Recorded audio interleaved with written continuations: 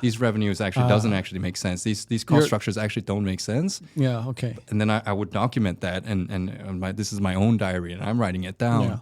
And then I would convince myself that I'm not smart enough. That's bullshit. Well, because you're compared against the macro. Exactly. Which was hindsight 2020 is nonsense, right? Complete nonsense. That's right. So I had a sharpness or awareness to be able to note it, but I didn't have the courage to fully embrace that. Which is I didn't have the courage to go in a different direction from the crowd. It's such a weird paradigm, though, because say all these old school businessmen we know, like in the region of Southeast Asia, they would look at it and call it bullshit right away. Probably, right? That's something I'm trying to grow into. Right? Yeah. But have that conviction right from the get-go. But the hard part about tech, I don't think co-working is tech, or shouldn't have had that premium of tech. Oh, not at all. Yeah, but I mean, say if it was, right. The fine line with tech is that if you hold that framework, then that's where you miss those huge opportunities. Right, so it's a weird paradigm. It's weird. It's like it's tricky, man. When does the old school traditional or the fundamentals like override like an inflection point of something new, and trying to figure that out? And I guess as an entrepreneur, you sit in that weird space. Apologies, guys. I'm rushing to get some content out for the next week, so we're going to get this weird camera from the battle station today. So this concept needs more fleshing out, I think, and I don't think it came across too clearly. But the context is this. Dewan was seduced as a young man to ride the WeWork hype and build co-working in Malaysia back in the day, because that niche wasn't filled in this region. And we saw it kind of flourish all around Southeast Asia. So early on, though, in the first 5-6 months, he found out there were a lot of red flags. The business fundamentals didn't make sense, and he doubted himself. And he didn't have the conviction to kind of pivot or call it quits early. And so this idea made me think about early stage investing and startups specifically, and with the definition of the startups being like a company or a venture that is building their business with high uncertainty, usually something that's new or uncertain, not like say if you open up a laundromat, a traditional business that's well understood, right? And that's what I mean by startup. And so the thing about early stage investing in startups is that it's never going to be 100% clear, right? It's your intuition will never be like 100% right. In the case of WeWork, right, there was this massive conflation, largely driven by the macro, and of course, with Adam Newman as a god-tier salesman rising to meet the occasion to make the sale and the deal happen. But fundamentally, WeWork wasn't going to be this weird investment deal that made people uncomfortable, because there were fundamental truths that would materialize into sustainable value later on. And what do I mean by that? Like healthy recurring profits at the right price and valuation. Think about that, right? So obviously there's value.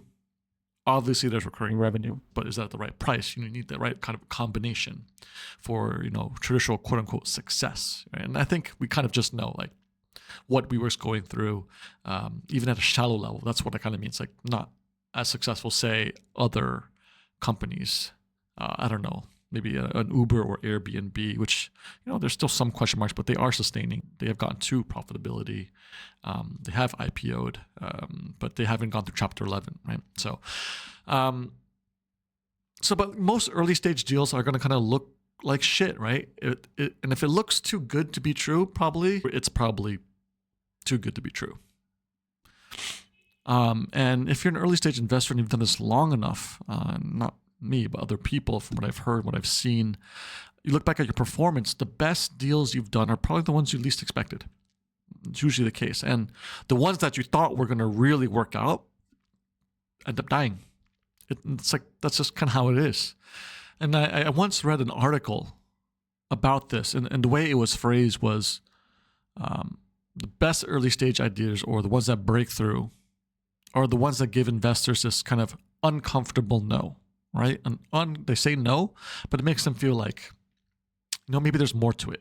Maybe you need more time, more data, or to find the clarity that the founder has, that secret, like the Peter Thiel secret, right? That the founder knows that no one else knows, the uncomfortable knows. And that's kind of like what the weird space that I was kind of alluding to. Back in 2010, 2015, WeWork kind of looked like this. It sat in this weird space that could have materialized to something in a positive way versus where we are now. But of course it didn't. But the best companies have been in that spot. And I think maybe the point is this, like if you're trying to do early stage investing, because you need to be careful. If you're to apply traditional fundamental sense to things, of course, most of the time it's going to be no. But then you're going to end up missing on massive deals. And I think that's probably one of the hardest things about early stage investing, which is why on a bull market, if you've raised enough money with enough brand and you spread enough deals across time, you're bound to hit a bunch of unicorns in a rising market. And that's kind of what we've seen in the past decade. A lot of people have built their career on this, right? So is it a question of success or is it a question of timing? And it's, a little bit of both. Luck, timing, success, and skill, right? Obviously meeting the occasion. But at the same time, what we will see is like in the next decade plus is like, can they replicate that? And do they truly have the edge?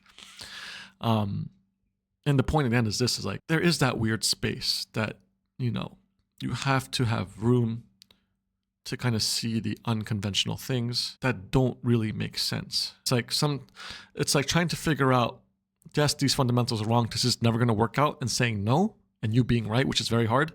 Or you be like, yeah, this doesn't fundamentally make sense, but maybe there is something there, and I'm going to make a bet, and then you end up being right. It's just, that's the kind of weird paradigm I was probably getting to that. And I don't know if I did a great job of explaining that. And of course, this relates more to tech typically, right? Tech typically is on the frontier of creating new value. Not always the case, but a lot of the time. And so, it's a question. Can you figure out when it's straight up no and it makes sense and that's right? Or, should you make a bet and take the uncomfortable no? And of course, that follows the power laws, et cetera, but I think that's beyond the scope of this. And that's just what I wanted to kind of cover with this piece.